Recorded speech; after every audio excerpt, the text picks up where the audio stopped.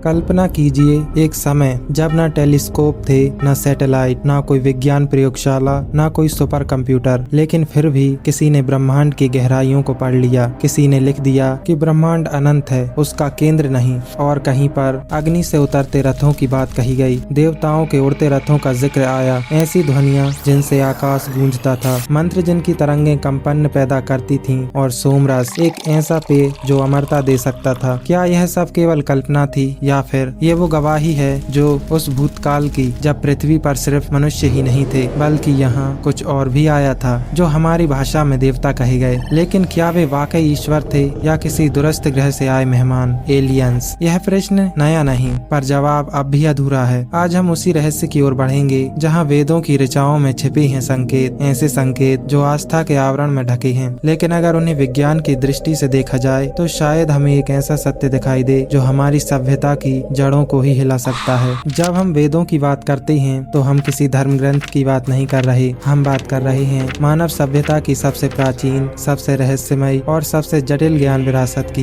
वेद सिर्फ किताबें नहीं हैं, वेद हैं ब्रह्मांड को समझने का पहला और सबसे गूढ़ प्रयास। 4 वेद हैं, ऋग्वेद मंत्रों और स्थितियों का संग्रह जो देवताओं से संवाद स्थापित करता है, यजुर्वेद यज्ञ की प्रक्रिया, अनुष्ठानों की प्रणाली और वैज्ञानिक विधियों का वर्णन, सामवेद संगीत और ध्वनि की शक्ति का वर्णन, माना जाता है कि इससे कंपन और फ्रीक्वेंसी उत्पन्न होती है जो चेतना तक को प्रभावित कर सकती है, अथर्ववेद जादू, तंत्र, आयुर्वेद और गुप्त विधियों का भंडार, जिसे अक्सर वेदों का रहस्यमय द्वार कहा जाता है। इनका रचना काल आज से कम 5000 साल पूर्व बताया जाता है। हालांकि कुछ विद्वान मानते हैं कि वेद अपौरुषेय हैं, यानी मनुष्य द्वारा रचित नहीं बल्कि अनुभव में प्राप्त हुए दिव्य ज्ञान है। लेकिन यहाँ एक बात और गौर करने योग्य है, वेदों की भाषा सरल नहीं है। वेदों में प्रतीक हैं, उपमाएं हैं, गूढ़ शब्दावली है और सबसे महत्वपूर्ण बात बहुस्तरीय अर्थ हैं। एक ही मंत्र को अगर आप आध्यात्मिक दृष्टिकोण से देखेंगे वह आपको ईश्वर की ओर ले जाएगा, उसी मंत्र को अगर वैज्ञानिक दृष्टि से देखेंगे तो वह आपको न्यूक्लियर फिजिक्स या कॉस्मिक साइंस के समीप ले जाएगा। उदाहरण के लिए त्वमेव प्रत्यक्षम ब्रह्मासि, इस वाक्य को आध्यात्मिक रूप से ब्रह्म की स्तुति माना जाता है, लेकिन क्या ये प्रकाश और ऊर्जा की परम उपस्थिति की बात कर सकता है? ऋग्वेद में ऐसे ही कई मंत्र हैं जो ब्रह्मांड की रचना, समय की गति, आकाशीय पिंडों की दिशा और यहाँ तक कि ग्रहों के टकराव और पुनर्सर्जन तक की बातें करते हैं। अब सवाल उठता है, ऐसा कैसे हो सकता है कि हजारों वर्ष पहले बिना किसी उपकरण, टेलीस्कोप या कंप्यूटर के किसी सभ्यता ने इतनी सटीक और जटिल ब्रह्मांडीय जानकारी कैसे प्राप्त की? क्या उनके पास कोई ऐसा स्रोत था जो धरती का नहीं था, या फिर वे जिनसे यह ज्ञान प्राप्त कर रहे थे वे मनुष्य नहीं कोई और थे? वेदों में यह भी कहा गया है कि देवता सप्तलोकों से आते हैं, उनके वाहन अग्नि से चलते हैं और वे अंतरिक्ष मार्ग से पृथ्वी पर उतरते हैं। अब ये सब कल्पना है या फिर एलियन विजिटेशन का सबसे पुराना दस्तावेज, ये जानने के लिए हमें अब आगे बढ़ना होगा वेदों में वर्णित उन्हीं देवताओं की ओर जिनके रूप, शक्तियाँ और अस्त्र विज्ञान की दुनिया में किसी अलग ही प्रजाति की झलक देते हैं। वेदों में दर्ज हैं अनेक देवता, हर देवता की अलग पहचान है, हर वाहन अलग शक्ति और अलग स्थान जहाँ से वे आते हैं। लेकिन ध्यान देने वाली बात यह है कि इन देवताओं के रूप, अस्त्र और चरित्र केवल धार्मिक प्रतीक नहीं लगते, बल्कि उनमें छिपे हैं कुछ ऐसे संकेत जो हमें अंतरिक्ष की ओर, एलियन सभ्यता की ओर ले जाते हैं। इंद्र मेघों के स्वामी या बादलों में छिपे विमान के चालक। इंद्र को वेदों में देवताओं के राजा कहा गया है। उनके पास एक दिव्य अस्त्र है, वज्र। वह अकेले ही असुरों से लड़ते हैं और कई जगहों पर कहा गया है कि इंद्र अपने रथ पर आकाश मार्ग से उतरते हैं। इंद्रः स्वर्ण रथः दिवम पतति, इंद्र का स्वर्ण रथ आकाश में उड़ता है। अब सोचिए, क्या ये रथ किसी उड़न तस्तरी जैसा यंत्र हो सकता है? क्या इंद्र का वज्र कोई प्लाज्मा बीम या इलेक्ट्रोमैग्नेटिक वेपन जैसा था? वरुण, जल और अंतरिक्ष के अधिपति। वरुण को अक्सर सप्त सागर का स्वामी कहा गया है, लेकिन वेदों में एक और बात आती है कि वरुण आकाश में दृष्टि रखते हैं, सब देख सकते हैं और उनके पास बंधन शक्ति है। वरुणो यंता ऋतस्य पश्यति सविता, वरुण सब देवता है, सब जानता है, सबके कर्म रिकॉर्ड करता है। क्या ये किसी एडवांस्ड सर्विलेंस सिस्टम का संकेत है? क्या वरुण एक एलियन प्रजाति के कमांडर थे जिनके पास पृथ्वी की निगरानी की तकनीक थी? अग्नि, 2 मुख, 7 जिह्वा, तेज गति से चलने वाला। अग्नि को सिर्फ आग नहीं कहा गया, बल्कि उन्हें एक जटिल जीवन ऊर्जा स्रोत की तरह वर्णित किया गया। द्विमुखः सप्त जिह्वाः अग्नि है, अग्नि के 2 मुख हैं, 7 जिह्वाएं हैं। क्या यह किसी डुअल नोजन प्रोपल्सन सिस्टम का प्रतीक था, या अग्निदेव रॉकेट या फायर थ्रस्ट टेक्नोलॉजी का पुराना विवरण है। सोम, देवताओं का अमृत या परग्रही ऊर्जा पेय। सोम को वेदों में अमृत कहा गया है, एक ऐसा पेय जिसे पीकर देवता अमर हो जाते हैं, शक्तिशाली हो जाते हैं। सोमः अमृतम यह देवम शक्ति यच्छति। क्या ये कोई बायो एनहेंसिंग लिक्विड था, कोई एलियन बायोकेमिकल जो उनकी चेतना और शरीर की शक्ति को बढ़ाता था? आज भी वैज्ञानिक एलियन बायोलॉजी में नॉन अर्थ लिक्विड्स की बात करते हैं। क्या सोम भी कोई ऐसा ही पदार्थ था? दिशाएं और स्थान। स्वर्ग क्या अंतरिक्ष था? वेदों में बार बार एक स्थान का जिक्र आता है, स्वर्ग लोक। स्वर्ग ना आसमान है, ना कोई पर्वत, बल्कि वहाँ जाने के लिए विशेष रथ, मंत्र और यज्ञ की जरूरत पड़ती है। यत्र देवाः गच्छन्ति यज्ञेन, जहाँ देवता यज्ञ द्वारा जाते हैं। क्या ये दूसरा ग्रह था? क्या स्वर्ग एक एक्स्ट्राटेरेस्ट्रियल बेस था जहाँ देवता अपने यान से आते जाते थे? अगर हम केवल श्रद्धा की दृष्टि से नहीं बल्कि प्राचीन अंतरिक्ष यात्रा की संभावना से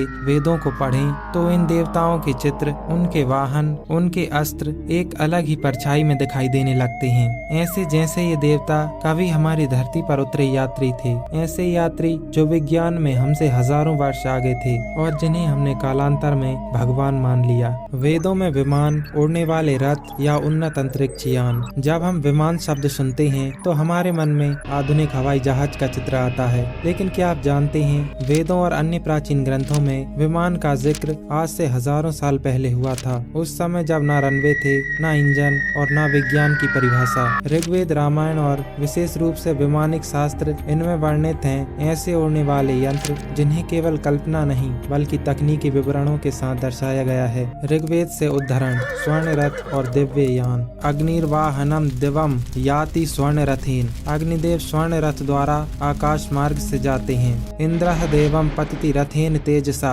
इंद्र अपने तेजस्वी रथ से आकाश में उड़ते हैं। इन रथों के पहिए नहीं चलते, ये दिव्य गति से चलते हैं, सौर ऊर्जा से भी अधिक तेज हैं और कुछ रथ तो मन के विचार से नियंत्रित होते हैं। क्या ये विवरण किसी उन्नत उड़न यान, शायद एंटी ग्रेविटी टेक्नोलॉजी का संकेत है? वैमानिक शास्त्र, एशियंट एरोनॉटिक्स का रहस्य। भारत में वैमानिक शास्त्र नामक एक ग्रंथ उपलब्ध है जो कहता है कि 4 प्रकार के विमानों का वर्णन प्राचीन काल में हुआ है। शकुन विमान, पक्षियों की तरह उड़ने वाले। सुंदर विमान, यात्रियों के आराम हेतु। रुक्म विमान, युद्ध के लिए। त्रिपुर विमान, 3 स्तरों वाला विमान जो जल, थल और आकाश में चल सकता था। महत्वपूर्ण बात यह है, वैमानिक शास्त्र केवल विमान का वर्णन नहीं करता बल्कि उसमें कंस्ट्रक्शंस, मटेरियल्स, प्रोपल्सन मेथड्स, यहाँ तक कि दुश्मन विमान को अदृश्य करने की विधि तक बताई गई है, जैसे कृत्रिम दृष्टि संघरक दर्पण, एंटी रडार मिरर, गूढ़ तेज प्रवाह यंत्र, हाई वेलोसिटी प्लाज्मा आउटलेट। क्या यह सब किसी प्राचीन वैज्ञानिक सभ्यता की निशानी है या सिर्फ पौराणिक कल्पना? सोचिए, बिना इंजन, बिना रडार, बिना टेक्नोलॉजी के ऐसी सटीक जानकारी कैसे मिली? इन विमानों को चलाने के लिए मन शक्ति, सौर ऊर्जा और विद्युत स्रोत का उपयोग किया गया था, जो कि आधुनिक समय की सबसे एडवांस थ्योरी से मेल खाता है। नासा तक ने वैमानिक शास्त्र के कुछ हिस्सों का अनुवाद कर परीक्षण किया और पाया कि इनमें कई अवधारणाएं आज के एरोनॉटिक्स से मेल खाती हैं। रामायण में पुष्पक विमान केवल कथा या तकनीकी विवरण। रामायण में रावण और कुबेर दोनों के पास पुष्पक विमान था। वह विमान न केवल आकाश में उड़ता था बल्कि इच्छानुसार दिशा बदलता था, गति को बढ़ा या घटा सकता था, खुद को कई भागों में विभाजित कर सकता था, मन के आदेश से चलता था। क्या यह एक प्रकार का AI कंट्रोल्ड मॉड्यूलर स्पेसक्राफ्ट नहीं लगता? कई स्थानों पर वर्णित है, विमान जब उड़ता था तो बादलों को चीरता हुआ आकाश में कंपन पैदा करता था। क्या यह किसी सोनिक बूम या इलेक्ट्रोमैग्नेटिक प्रोपल्सन की आवाज थी? और जब विमान उतरता था तो धरती हिल जाती थी, अग्नि की लपटें उठती थीं और गंध एक यंत्र से निकलती थी। क्या यह एटमॉस्फेयर एंट्री या किसी हीट इमिटिंग इंजन का वर्णन है? अगर यह सब केवल कल्पना है तो कल्पना की यह क्षमता इतनी वैज्ञानिक कैसे हो सकती है? और यदि यह कल्पना नहीं तो क्या वाकई भारत की धरती पर एक ऐसा भी समय था जब उन्नत यंत्र, उड़ने वाले विमान और दूसरे ग्रहों से आए प्राणी यहाँ सक्रिय थे? हो सकता है हम जिन रथों को वेदों की उपमा मानते रहे वे वास्तव में एक सभ्यता की तकनीकी शक्ति के संकेत हों। आगे हम जानेंगे क्या यज्ञ और मंत्र केवल पूजा पद्धति थे या किसी साउंड फ्रीक्वेंसी आधारित कम्युनिकेशन टेक्नोलॉजी के हिस्से। यज्ञ और ध्वनि तकनीक, देवताओं से संपर्क या साउंड वेव ट्रांसमिशन। वेदों में बार बार उल्लेख होता है यज्ञ, अग्नि में आहुति देने की एक विशेष प्रक्रिया जहाँ ध्वनि, पदार्थ और ऊर्जा तीनों के साथ सक्रिय होते हैं। आधुनिक वैज्ञानिक कह सकते हैं ये धार्मिक अनुष्ठान है, लेकिन वेद कुछ और ही कहते हैं। यज्ञेन यज्ञम अयजंत देवः, देवताओं ने यज्ञ के माध्यम से ही यज्ञ किया। यहाँ यज्ञ केवल अग्नि में हवन सामग्री डालना नहीं, बल्कि एक चेतना तंत्र है, एक ऐसा वैज्ञानिक अनुष्ठान जो ऊर्जा उत्पन्न करता है और संभवतः अन्य लोगों तक संकेत भेजने का माध्यम भी था। यज्ञ ऊर्जा उत्पादन का स्रोत या ट्रांसमिशन टेक्नोलॉजी। यज्ञ के 3 प्रमुख तत्व होते हैं, अग्नि ऊर्जा और रूपांतरण का प्रतीक, मंत्र कंपन उत्पन्न करने वाली ध्वनि, घृत और सामग्री जिनसे विशिष्ट गैसें और तरंगें उत्पन्न होती हैं। क्या ये कोई साउंड एनर्जी फ्यूजन प्रोसेस था? आज के वैज्ञानिक भी मानते हैं कि ध्वनि तरंगों से न केवल पदार्थ प्रभावित होता है, बल्कि कुछ विशेष आवृत्तियां ब्रह्मांडीय ऊर्जा के साथ संवाद भी स्थापित कर सकती हैं। क्या मंत्र किसी कोडेड कम्युनिकेशन थे? सामवेद में मंत्रों को स्वर लहरियों के साथ गाया जाता है, विशेष लय, गति और उच्चारण से।